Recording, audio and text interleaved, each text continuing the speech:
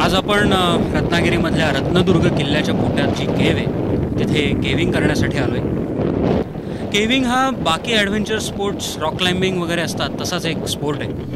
मी पण अजून कधी केलेलं नाही आहे, त्यामुळे वेळ न घालवता मी आता भुयारात शिरणार आहे। उत्सुकता अगदी अशी शिगेला पोचली आहे।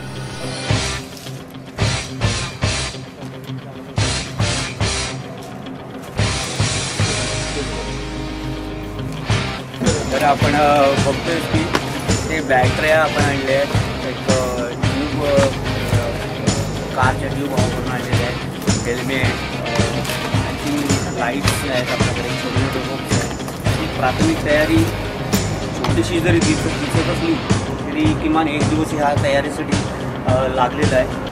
केविंगची आपण आता तयारी करतोय, आपली जी काही तयारी लागते लायटिंगची वगैरे ती करण्यासाठी आपले काही मित्र तयारी घेऊन आत गेलेत, त्यामुळे मला थोडं थांबायला लागणार आहे। थांबेल थोडा वेळ। जगातलं पहिलं केव्हिंग 1889 मध्ये एडवर्ड आल्फ्रेड मार्टेल यांनी फ्रान्समधील पॅडिराक केव्ह इथं केलं। एक साहसी क्रीडा प्रकार म्हणून फ्रान्स, अमेरिका, ब्रिटन या देशांमध्ये केव्हिंगला खूप प्रसिद्धी मिळाली। अगदी सोप्या भाषेत केव्हिंग म्हणजे गुहा भुयारं यांचा शोध घेणं।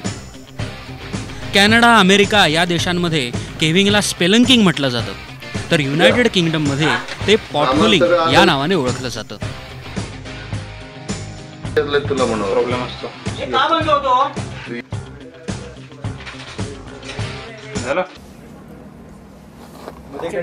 संध्याकाळी भेटू, मी जाऊन येतो, मिशन कंप्लीट करू। आता आपण केव्हिंग ॲक्च्युअल करायला आत आलोय। इथून बाहेरून आपण थोडे 4-5 फूट आत आलोय, इथं खाली उतरलोय।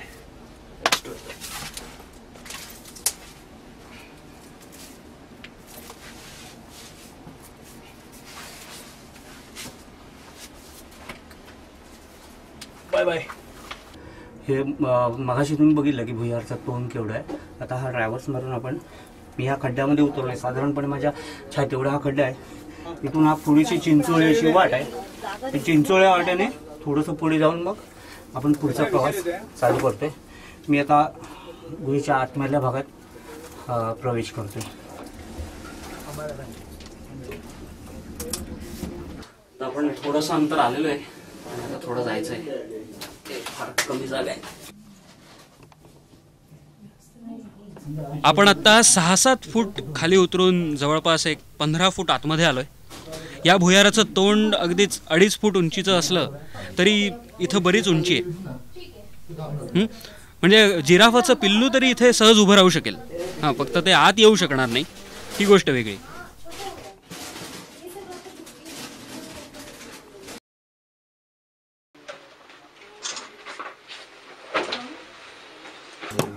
ओके ना?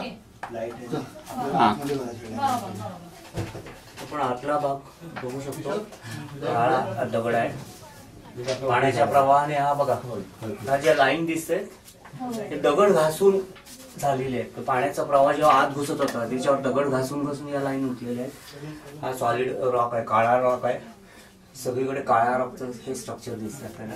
काही दगडावरून खाली पडलेले बोगदा निर्माण झालाय, पाणी जिरत आहे त्याच्यातून। कोणतीही केव्ह नैसर्गिकरित्या तयार होण्यासाठी हजारो वर्ष लागतात।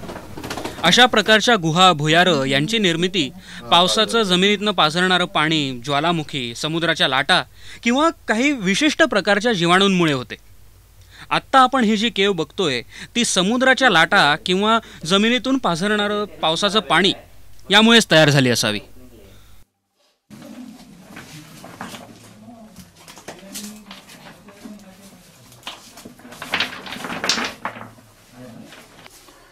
आता आपण हा क्राउलिंग करायला लागणाऱ्या जागेपर्यंत आलो. आता इथून जेंटो पुन्हा एकदा 1.5 फूट जागा शिल्लक राहिली.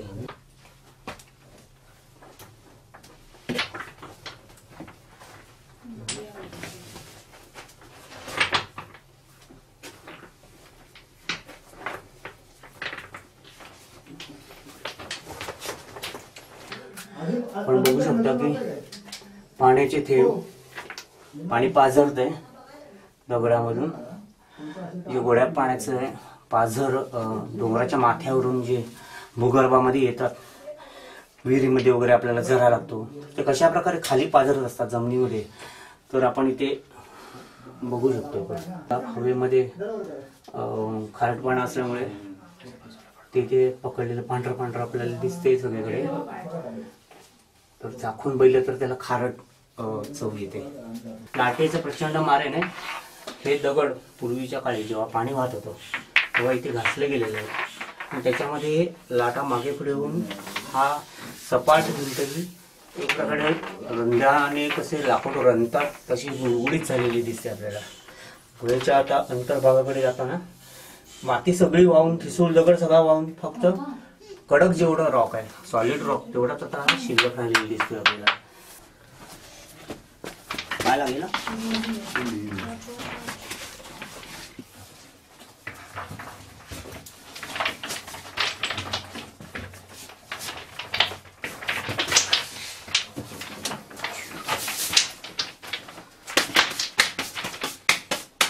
म्हणजे आपण आता मधल्या भागात आलोय, क्रॉल करून आलोय आणि आता इकडे गेल्यावर थोडं खाली उतरून जायचंय आपल्याला.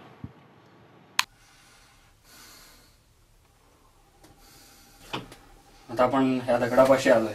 इथे लॅडर बांधून आपल्याला जवळजवळ एक 17 ते 18 फूट खाली उतरायचंय. पण त्यासाठी हे इथे जे काही आहे ते जरा साफ करायला लागेल. वटवाघळाची नंबर 2 आहे. आपण इथून खाली उतरण्यासाठी आतमध्ये एक रोप लावले आणि शिडी बनते. रोपचा अँगल आम्ही आणि इथे घेतले प्रिकॉशन, सेफ्टी प्रिकॉशन म्हणून. शिडीशिवाय उतरता येतं पण थोडंसं रिस्की म्हणून आतमध्ये एक लॅडर तयार करून आम्ही बांधलेली आहे. इथून पुढचा प्रवास चालू करतो. आतमध्ये बोनस असल्याचा आपल्याला भास होतोय पण तो घोणस नाहीये. फुटफुट जो आवाज येतो तो घोणसाचा नसून हवा भरली जाते. खाली कोण आहे? अवकाश दे. डायरेक्ट पट्ट्याला हात घाल. भुयाराचा जो मोठा भाग आहे आतमधला ते जवळजवळ 10 ते 12 फूट रुंदी आहे, भरपूर हाईट आहे. मी इथे उतरल्यानंतर तो मोठा भाग मला दृष्टिक्षेपात येणार आहे. पण त्याच्याआधी एवढी सगळी कसरत सध्या तरी करावी लागते. ओके. मगाशी मी आपल्याला सांगितलं की शिडी बांधावी लागते, तर ही शिडी बांधलेली आहे रोपला मध्ये फळ्या ठोकून. आणि गुहेचा जो पुढचा अंतर्भाग आहे आणि शेवटचा मोठा पॅच जो पाण्याने भरलेला आहे, तर त्या भागात उतरण्यासाठी आता मी या शिडीवरून खाली चाललो.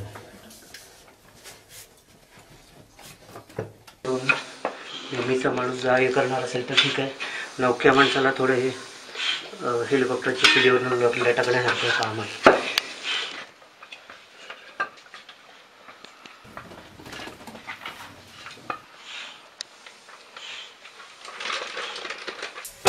मी इथे हा गोंडपाट टाकलाय त्यामुळे त्या 2 नंबरचा काही प्रॉब्लेम नाही.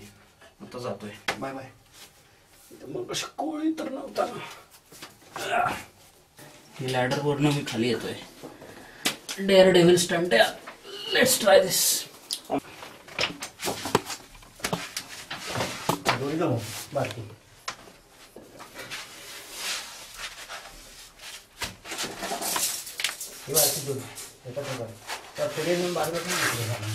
ट्यूब एखादं होतं ना बाजूला.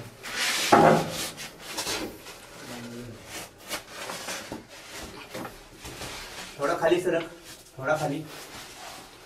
पडला पाय, पडला. सोड पाय.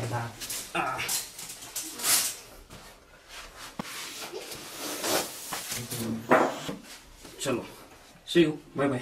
खाली नेक्स्ट स्टेप. येऊ दे. गुड.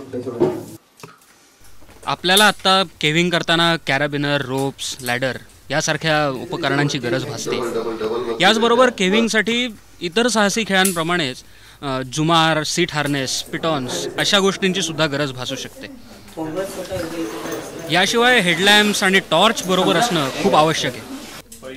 काही अति प्रचंड मोठ्या केव्जमध्ये ऑक्सिजन सिलेंडर सुद्धा न्यावे लागतात. तू मानसी सीमा तू रोप सोडव बघा. आपण लॅडर उतरून आलोय आणि आपल्याला जायचं आहे तर त्या बाजूला. खरी गंमत इकडे नाही, खरी गंमत तिकडे.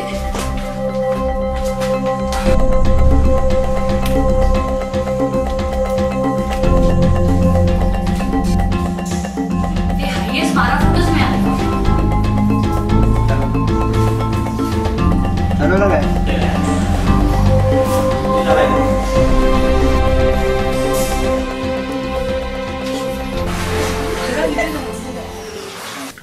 इथून पुढचा प्रवास आपल्याला पाण्यातनं करायचा आहे.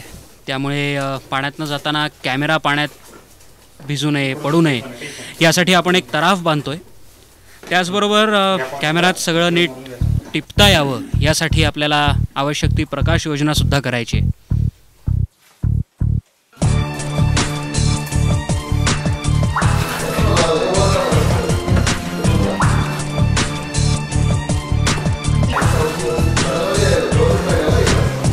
बस एक वेळ बस.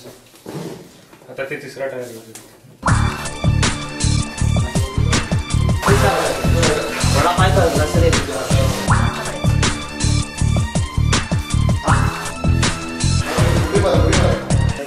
अरे ते ट्यूब दे ना त्याला पायाखाली.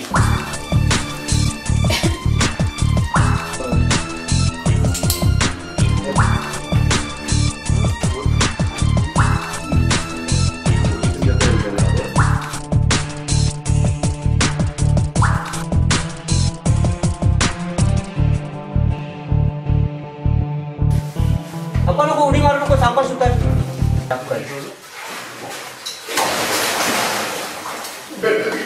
बॅटरी गेली का मत.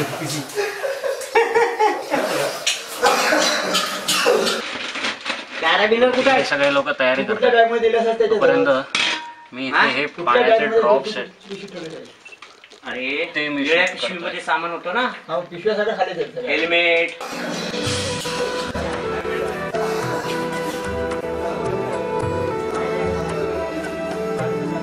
फॅन्टॅस्टिक दिसतात. जमिनीच्या पोटात खोल अशा अनेक सुंदर गोष्टी दडल्या आहेत. म्हटलं तर हे साधे दगडच आहेत, पण तरीही किती वेगळे. इथला काळा मिट्ट अंधार सुद्धा अनुभवण्यासारखा आहे. जमिनीखाली जिवंत असलेलं हे एक वेगळंच जग आहे.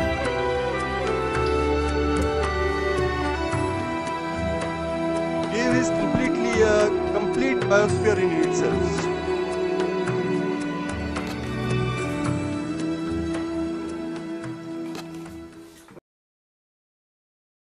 आत्ता दुपारचे साधारण 12:30 वगैरे वाजलेत आणि आता आपण केव्हिंगच्या आतमध्ये पाण्यातल्या भागात चाललोय. विचार कर, बाहेरचं पाणी किती गरम असेल आणि केव्हमध्ये असल्याने एकदम चिल्ड आउट काइंड ऑफ आहे. स्वतःवर लाईट मारला असेल. पाण्यात मार.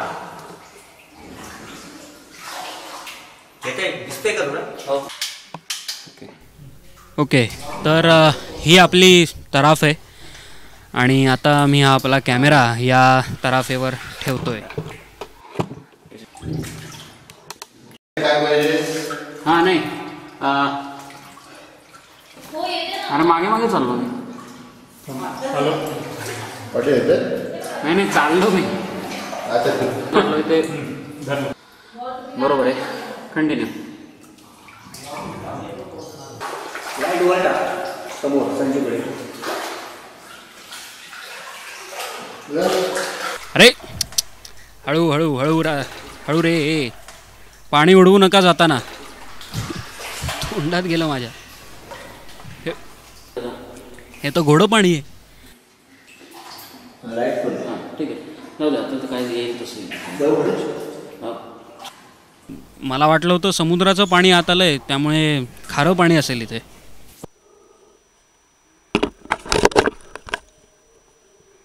किशोर ताई आहे, राहू दे, त्यांचा व्यवस्थित आहे, एकदम परफेक्ट आहे.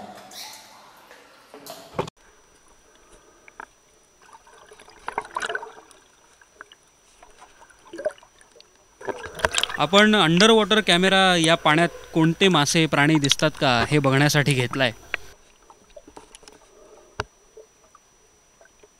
अशा गुहा भुयारं यांमध्ये सापडणारे ब्लाइंड फिश इथं पाण्यात दिसतील असं मला वाटलं होतं, पण डासांच्या अंड्यांव्यतिरिक्त काहीच दिसत नाही आहे खाली.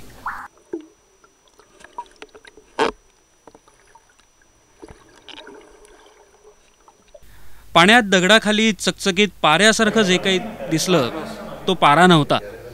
एक साधा हवेचा फुगा पाण्यात त्या दगडाखाली अडकला, त्यामुळे तो एवढा चांदीसारखा चकचकीत दिसत होता.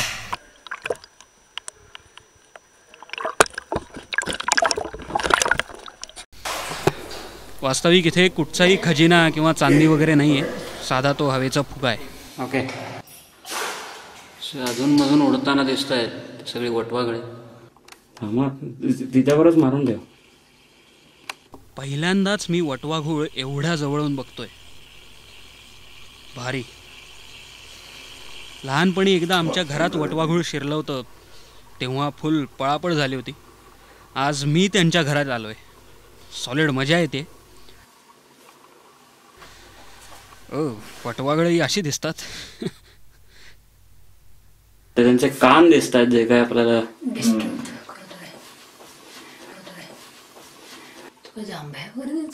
हा, हे असं काहीतरी थरारक हवं ना तरच मजा येते. कान्हाच्या जंगलात 50 फुटावर बिबट्या बघून मला अगदी असंच वाटलं होतं. त्या एका वटवाघळ्याने आत्ता त्याचं तोंड उघडलं होतं आणि त्यातनंच हॉलिवूडवाल्यांना बॅट्स सारखा हॉरर सिनेमा काढायची आयडिया मिळाली असणार.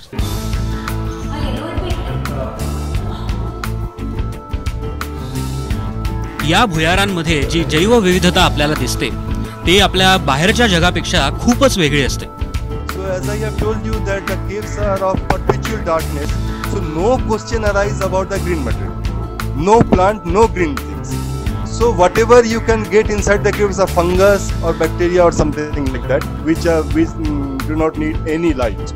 आत्तापर्यंत आपल्याला इथे वटवाघळं, कोळी, झुरळं दिसलीच आहेत. या वटवाघळाला हॉर्सशू बॅट म्हटलं जातं, तर ही पिवळ्या रंगाची वटवाघळं रूफस हॉर्सशू बॅट म्हणून ओळखली जातात. भुयारातल्या वातावरणाशी जुळवून घेताना या प्राण्यांच्या शरीरात अनेक बदल घडून येतात. You can say thousands of generation, their eyes become totally useless inside the cave because there is no light. Ultimately, they become totally blind. They are living in the perpetual darkness inside the cave. They become the albinic also inside the cave.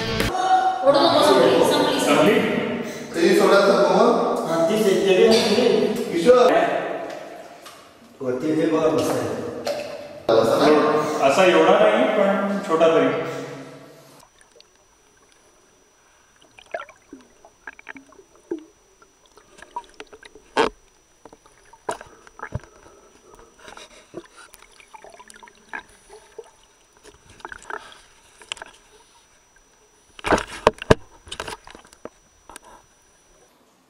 तू बघितलंस का हे पाण्याच्या लेवलला आत कापल्या गेल्यासारखं आतमध्ये. भिंतीच्या खाली काय दडलंय हे शोधणं नक्कीच एक्साइटिंग असेल, पण आपल्याकडे त्यासाठी आवश्यक असलेली जी काही सामुग्री लागते, ट्राय सूट किंवा स्कुबा डायव्हिंगचा सूट, काय जे काही लागतं ते नाही आहे.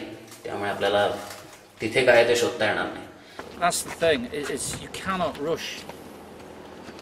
You can't rush it. You know, you could take weeks to do. You know, if not more. But what you have to do, you have to make a plan. They always say, plan the dive and dive the plan, so you don't deviate. जाऊया, चला. आपण आत्ता बघतोय ते शिंपले, शंख याचे काही अवशेष जे भिंतीला चिकटलेत. याचा अर्थ पाणी इथे या एवढ्या उंचीपर्यंत जात असणार.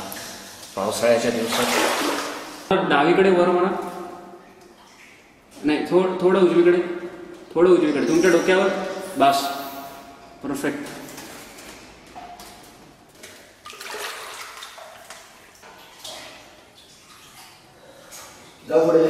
हो चला सगळ्यांनी जाऊ. चलो.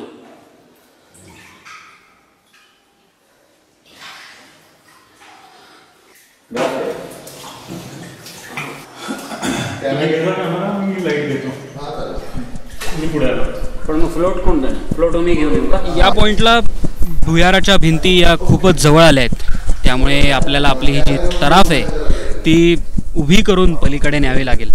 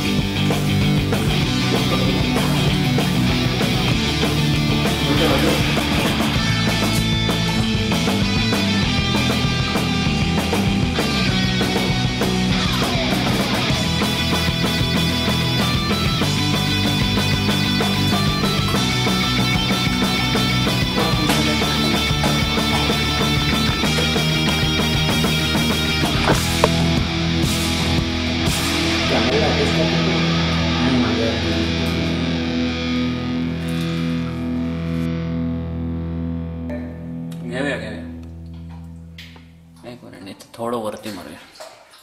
वरच रे लाईट कळप आवडलं. हे वेगळं वाटतं ना जरा इथे का, असं इथे कसं फोल्ड आहे. तुम्ही आता बघताय भुयाराच्या भिंती या जवळ येऊ लागल्या आहेत, पण आपण इथे थांबणार नाही आहोत. जेवढं आत जाता येईल तेवढं आत आपल्याला जायचं आहे.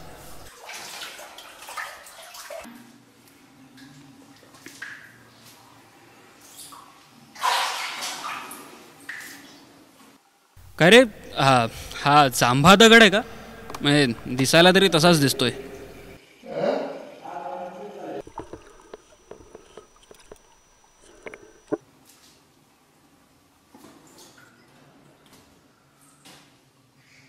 इथे वठवाला अजिबात नाही आहेत ना. माझ्या डोक्यावरती आहेत, इथल्या कपारांमध्ये नाही आहेत तेवढे.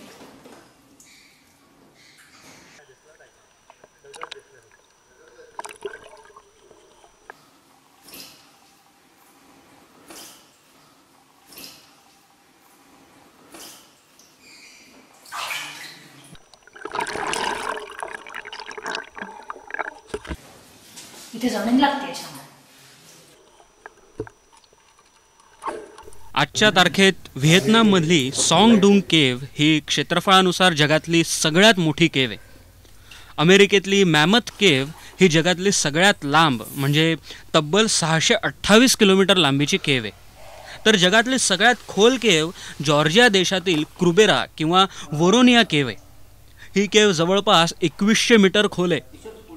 आपली ही केव्ह एवढी मोठी नसली तरी भारतात अशा केव्हज नाहीत असं मुळीच नाही. If we talk about the caves existing in the Chhattisgarh as well as Uttarakhand, these caves are small, compact with very beautiful panoramic view. But when we talk about the caves of Meghalaya, those caves are very, very, very big, more than 30-40 kilometers. People who loves adventurous sports, the caves of Meghalaya is really a makkah for them. महाराष्ट्रात caving करण्याजोगी दोनच ठिकाणं, एक हिरण्यकेशी आणि दुसरं रत्नदुर्ग किल्ल्यातली ही cave.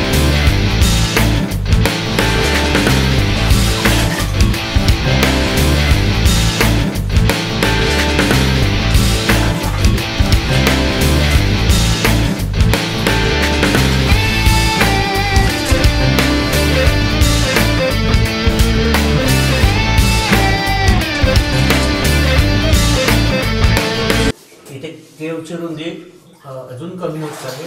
आपण बघू शकता की मी जेमतेम इथे बसू शकतोय.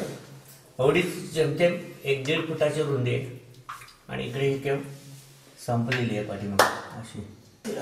संपलाय की काय?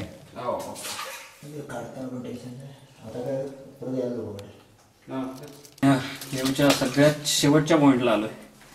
कॅमेरा हा सगळ्यात शेवटचा जो भाग आहे केवचा तिथे आपण आत्ता लावलाय आणि आता ह्याच्या पुढे तर आपल्याला परत जाता येणार नाही. त्यामुळे बॅक टू पॅव्हेलियन आपण परतीचा प्रवास सुरू करणार आहोत. आपण आता केवच्या तोंडापासून जवळपास 300 फूट आतमध्ये आलोय. पण इथे आलेलो असलो एवढ्या आतमध्ये तरी श्वास घ्यायला वगैरे काही त्रास होत नाही. एक निसर्गाची कमाल म्हणता येईल की एवढ्या आत असून ऑक्सिजन लेवल्स खूप चांगले आहेत, कोणालाही त्रास होत. भारतामधल्या गुहांचा, भुयारांचा इथल्या प्राचीन इतिहासाशी खूप जवळचा संबंध आहे. पण दुर्दैवाने हा संबंध सिद्ध करण्यासाठी आपल्याकडे कोणतेच पुरावे नाहीत. आपल्याजवळ आहेत त्या फक्त दंतकथा. मी त्यावेळेला त्यावेळेला मी अनेक सांगाडे प्राण्यांचे बाहेर काढले जाते. त्यावेळेला त्यांना त्याची कल्पना आली की आतमध्ये कोणी राक्षस नाही, ना कोणी खाणारा नाही, जखीण नाही, अमुक नाही, कोणी नाही. जमिनी श्वापत आतमध्ये जातात, सेफ्टी म्हणून आतमध्ये घेऊन जातात, शांतपणे खातो, सांगाडा तिथे टाकला जातो आणि ते निघून जातो. 350 भुयारं फिरलेले बेंडखळे आजोबा आज हिरण्यकेशीच्या भुयारामधील सत्य शोधण्यासाठी तयारी करतायत. हे भुयार एका ऐतिहासिक किल्ल्याच्या पोटात आहे. त्यामुळे अर्थातच शिवकालीन इतिहासाशी या भुयाराचे काही धागेदोरे बांधलेले आहेत. किल्ल्यावरती एकूण माहिती असलेल्या एकूण 5 गुहा आहेत. एकमेकांना मात्र कनेक्टेड होत्या असं म्हटलं जातं. जी भुयार आज आपण पाहिलं त्या भुयारामध्ये पूर्वी शिवाजी महाराजांच्या काळामध्ये शस्त्र ठेवली जात होती. अर्थात त्याला कोणताही लेखी पुरावा काही सापडलेला नाही.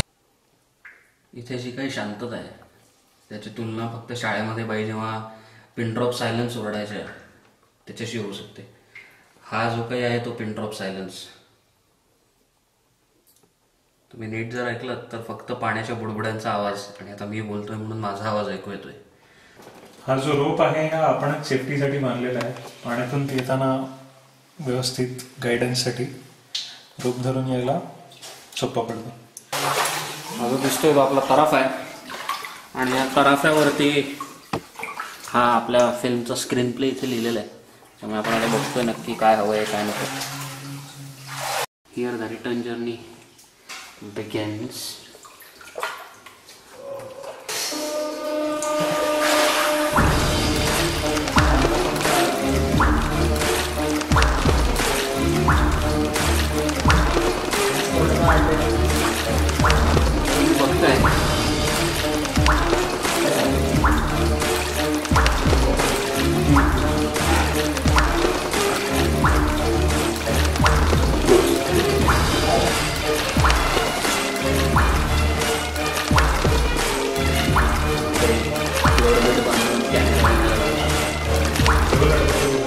केविंग करून आपण आलेलो आहे तर पाण्यातून थोडा भाग जायचा आहे. सॉलिड मजा आली आहे आणि एकूण बघितलं तर ट्यूब वगैरे घालून योग्य प्रकारच्या सगळ्या सेफ्टी प्रिकॉशन्स घेऊन आपण हे केविंग ॲक्टिव्हिटी करतो आहे. मजा आली. परत करणार आहे मी, हे नक्की आहे. बघू कधी ते.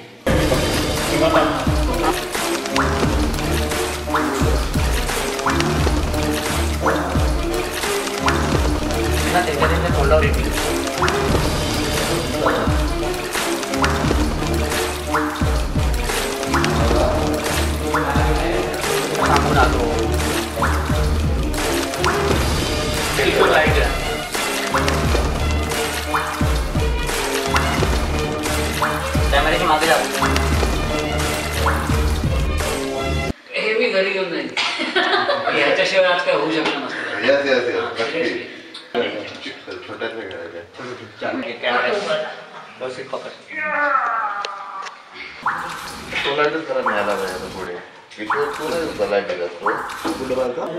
केविंग करून आपलं ऑलमोस्ट सगळं झालेलं आहे. It is as good as any other adventures जे आपल्याला कुठेही करायला मिळतात. पाण्यामध्ये एवढ्या अंधारात आतमध्ये जाणं अमेझिंग अनुभव. आता आपण हीच ती लॅडर, त्याच्यावरनं खाली आलो आपण वरती जायला सुरुवात करतो.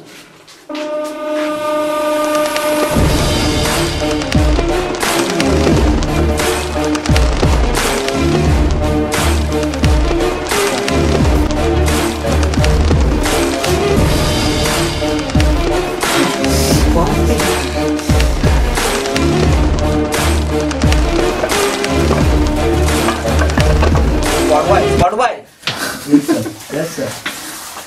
वाट पाहिजे.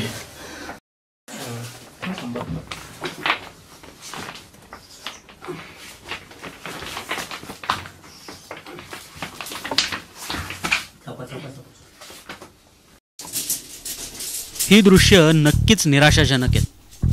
या भुयारांमध्ये आपला इतिहास आणि विज्ञानाच्या रूपात भविष्य सुद्धा दडलंय. त्यामुळे या भुयारांचं संवर्धन करणं ही आपलीही जबाबदारी आहे. यासाठीच national cave research and protection organisation खूप मोठं काम करते.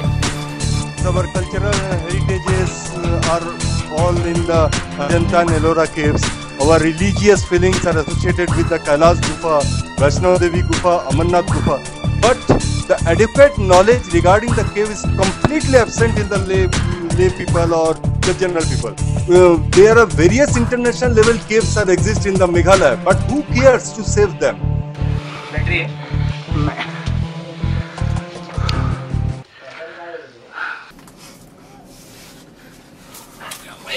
मजा आली एकदम. पण फॅन्टास्टिक एक्सपिरियन्स असा मी तरी आजपर्यंत आधी कधी घेतला नव्हता. मजा आली.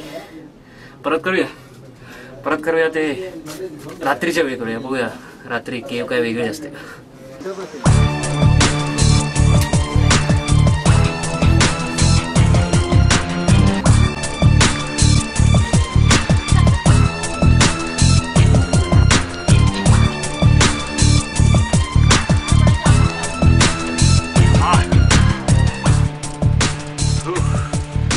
मला वाटलं होतं अंधार पडलाय, पण नाही, थोडा तरी उजेड आहे. किमान दिसतं तरी आम्ही एकमेकांना. आतमध्ये तेही दिसत नव्हतं.